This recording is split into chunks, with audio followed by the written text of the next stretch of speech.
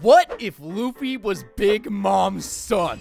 Look, we all know the story of Luffy growing up with the Dun after he was left there by his old man Garp. Knowing full well that Garp wouldn't leave Big Mom to actually raise him, the scenario we're looking at today is Luffy being Big Mom's biological son. This would change his relationship with a good number of characters in the show, with the major ones being Sanji, Katakuri, Big Mom, of course, and even Pudding. To start off, we know that the first interaction between the Straw Hats and Big Mom Pirates was on Fishman Island, but then it goes even further in Whole Cake Island. But in this timeline, we get to see Luffy grow up with Katakuri and Pudding, with whom he had a fairly good interaction with during the events of the original timeline. In this one, he's able to learn the advanced forms of armament and observation Haki, as he had many of his older siblings to learn from. However, he won't have his Conqueror's Haki quite yet. Apart from his Haki, there's also the matter of Devil Fruits choosing who eventually gets to eat them. With Luffy being Joy Boy's reincarnation, he might end up with the same Devil Fruit abilities, although a bit later on. Now that we've established that he'll essentially have the same powers and attitude, the main differences will be how he interacts with the world and his motivations. For one, he'll get along with Katakuri this time, and might even be a lot stronger because of all the Haki practice he'll get. Apart from that, he'll also be on friendlier terms with Broly, knowing her love for her family members. We can think that by the time the Whole Cake arc happens, Luffy would have better Haki proficiency minus his Devil Fruit abilities. By this time, he'll likely be a Sweet Commander, or he'll be one of the ministers in Toto Land, if there even was a Meat Island this time. I wonder how he'd feel about candied meat.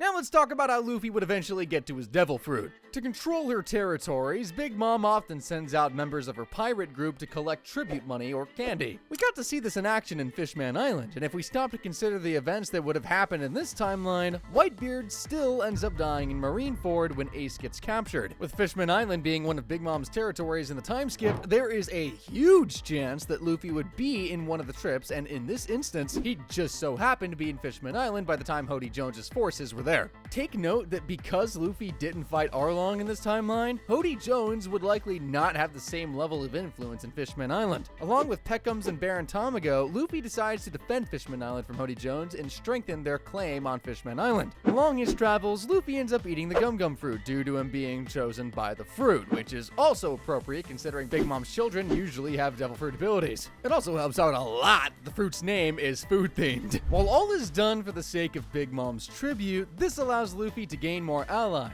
namely Shirahoshi. Because Luffy does not end up going into Impel Down to save Ace, we're unfortunately missing out on Luffy gaining Jinbei as an ally as well, but there's more to his journey later on. As a member of the Big Mom Pirates, his next goal would be to help Big Mom with the poneglyphs. This means he ends up skipping multiple arcs like Punk Hazard, Dressrosa, and even Zoe, which heavily affects the events of Whole Cake Island moving forward. This means that Law would likely look for different allies to fight against Kaido and bring down Doflamingo, the Azakaya 9 would likely not reform in Wano, and Zoe would likely crumble. These things are important to note because eventually the Big Mom Pirates and the Beast Pirates would collide in an all-out war for the poneglyphs. But jumping back into Whole Cake Island, Sanji, not having met the Straw Hats, willingly gets married to Pudding, with the Smoke still likely dying in the process. This somewhat complicates Luffy's relationship with Sanji because he doesn't end up being his crew's cook. Sanji being Sanji, however, makes it easy for himself to be one of the main cooks in the country, as he still ends up helping with Big Mom's wedding cake preparations. So with Luffy constantly in the kitchen and Sanji forming a good relationship with his wife Pudding, the three of them form a tight bond, with the main conflict being Lola's treatment in Whole Cake Island.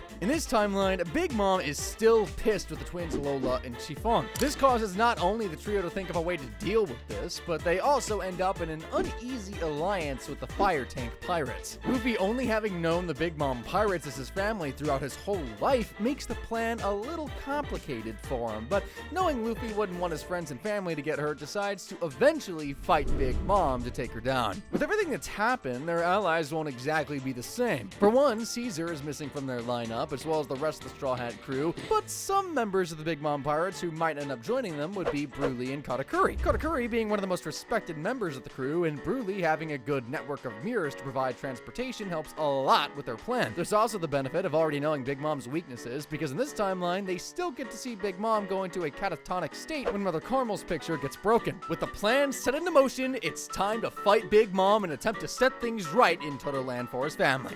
Years of training and refining his Haki with his big brother Katakuri have prepared Luffy for this fight, but despite his best efforts, much like what happened in Whole Cake Island, he ends up having a really hard time. With the amount of preparation by Luffy's crew, though, they were able to exploit Big Mom's weakness by destroying Mother Caramel's picture, making her vulnerable in the process, and with a single killing blow, Luffy manages to topple his mother, sending her crashing down Whole Cake Island. We come to find out later that this doesn't kill Big Mom, but due to the events that transpired, Luffy with his crew end up leaving the island in pursuit of other goals, with the first one being to locate Lola, like what happened in the Fire Tank Pirate spinoff in the main timeline. Despite not having any leads initially, Big Mom's information network is still fairly large, and they eventually come to find out that Lola was last seen on a strange island located in Gecko Moria's territory. The crewmates that end up going with Luffy consist of Katakuri, Broly, Sanji, and Pudding. They of course would be accompanied by the Fire Tank Pirates at the request of Chiffon. If you stop to consider their resources right now, they got a strong pirate crew and an information network that reaches the East Blue, where they managed to initially track Sanji down. And with a few weeks worth of travel time, they eventually make it to Thriller Bark. Note that while in the original timeline, the crew had a hard time with oars because they weren't at their strongest at the time, this new beefed up crew from the New World had already supposedly taken down one of the biggest names in the pirate world. They've also had the benefit of being part of a Yonko's crew since birth, so by the time they get to Thriller Bark, the only thing left to really do is wait for Gecko Moria to surrender to Lola. It's like replaying the story mode on New Game Plus. But come on, we all know Gecko Moria. He has his pride. He ain't gonna surrender to no one. He used to rival Kaido in their youth. He's not going down without a fight. He's not gonna be an easy target to push around. Plus, with the element of surprise and a home court advantage, it was still going to be a tough fight. After all, while most pirate crews that end up in Thriller Bark manage to find it by luck, they weren't able to figure out Gecko Moria keeps the place occupied with so many zombies. That, and of course, there's still the looming threat of Oars and Perona's Devil Fruit abilities to stop heavy targets like Katakuri from wanting to fight altogether. Stepping into Thriller Bark, the crew is easily separated and gets lost going into the island. While on paper this would work for the Thriller Bark pirates, they're primarily reliant on their Devil Fruit abilities to get them by, and considering how much Haki helps in taking care of even Logia Devil Fruits, maneuvering through Thriller Bark becomes easy, especially since you have Haki masters like Katakuri on your side. With his proficient use of observation Haki, the crew manages to regroup and find Lola on the outskirts easily, but are briefed that they can't leave the island unless they defeat Moria like in the original timeline. Locating him becomes easy due to the size of his castle, and the crew manages to run through Perona and Absalom with ease due to Katakuri's observation Haki. Hogbag wasn't much of a physical threat when compared to the rest of the Thriller Bark pirates, so he goes down easily, which only leaves Moria and Oars to fend off the invaders. Because Moria isn't able to find a powerful enough soul for Oars, the crew manages to beat him despite having some difficulty with Oars being one of the strongest giants in existence. Moria goes down as well after a hard-fought battle with a Haki-trained Luffy, and the crew manages to rescue Lola. Now, in the original timeline, Kuma goes to Thriller Bark to check on Moria because the Straw Hats were able to beat Crocodile before their meeting. But since this is the first warlord that got beaten by a pirate crew, this interaction doesn't happen, which lets the crew make a clean escape. However, as a side effect, this alerts the Marines and find out that there's a new pirate group with former members of the Big Mom Pirates. With their initial goal achieved, this leaves the crew very few reasons to continue roaming the seas, apart from Sanji's wish to see the All Blue, of course. In this version of events, because Luffy hasn't met Shanks yet, he didn't grow up wanting to become the king of the pirates, but instead focused more on his training and taking care of his family members. But let's stop and remember that Big Mom's territory houses a red poneglyph, which only means that they are going to end up fighting some strong pirate groups eventually. The crew has got to go back to Whole Cake Island to help with defending it. I mean, we've seen the Blackbeard pirates go after Pudding and the red poneglyph during the events of Wano, and with Big Mom being on the injury list, it's likely that both Kaido and Blackbeard would invade to become one step closer to finding the One Piece. For a country that's basically filled with dessert ingredients, I don't think this is the type of sticky situation they were hoping for. That being said, though, the Big Mom Pirates is still no slouch, still a strong Yonko crew with powerful members like Oven and the other sweet commanders,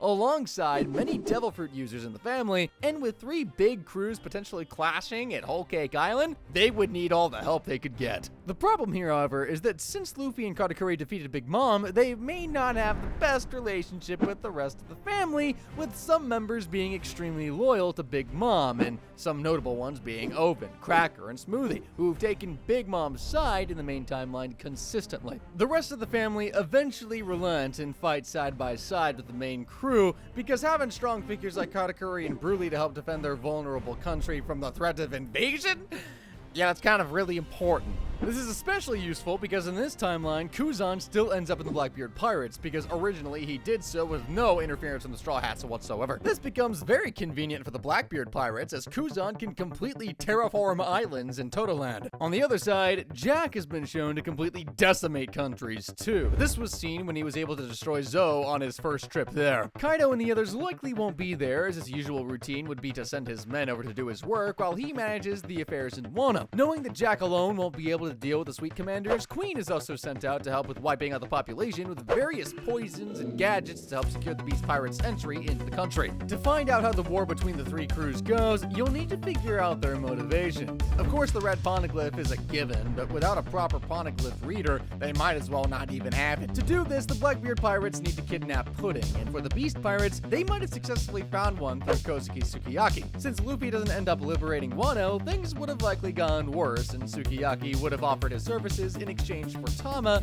and the rest of Wano's well-being. As the war commences, due to the strength of the three Yonko crews and how long the fight went, Luffy eventually awakens his Conqueror's Haki, much to everyone's surprise, including Katakuri, who has the same ability, albeit refined. Who would have known that after all these years and 80 children that Big Mom has got 2 kids with Conqueror's Haki? Because Conqueror's Haki is so rare and signifies that the user has been chosen by the gods themselves, this was enough to drive back both Yonko groups for the time being. Totoland, having suffered massive damages, needed to regroup, and with Big Mom still unconscious after their last fight, the main crew decides to stay and help rebuild Totoland. With Wano being a lot closer to the land and Blackbeard roaming around, the crew has more reason to go after Kaido's head afterward. After all, they did decide to annihilate an entire island with chemical warfare just to get through. With a heavily fortified team of the best members of the Big Mom Pirates, the crew heads to Wano to settle things with Kaido and potentially even take a peek at their red poneglyph. Unlike the original timeline, where Totoland was easily invaded by Blackbeard, when most of Big Mom's heavy hitters went with her to Wano, this time for the sake of protecting their country, Katakuri stayed behind to help protect it, while Luffy with their other siblings decided to take the fight straight to Kaido. Luffy has always been ready for a fight, especially when there's a reason to do so. And with Kaido hurting his family and eliminating an entire city, it was time for him to gear up and knock the living daylights out of him. You gotta understand that in this timeline, Luffy has received tons of hockey training and has seen Devil Fruit awakenings from his brother,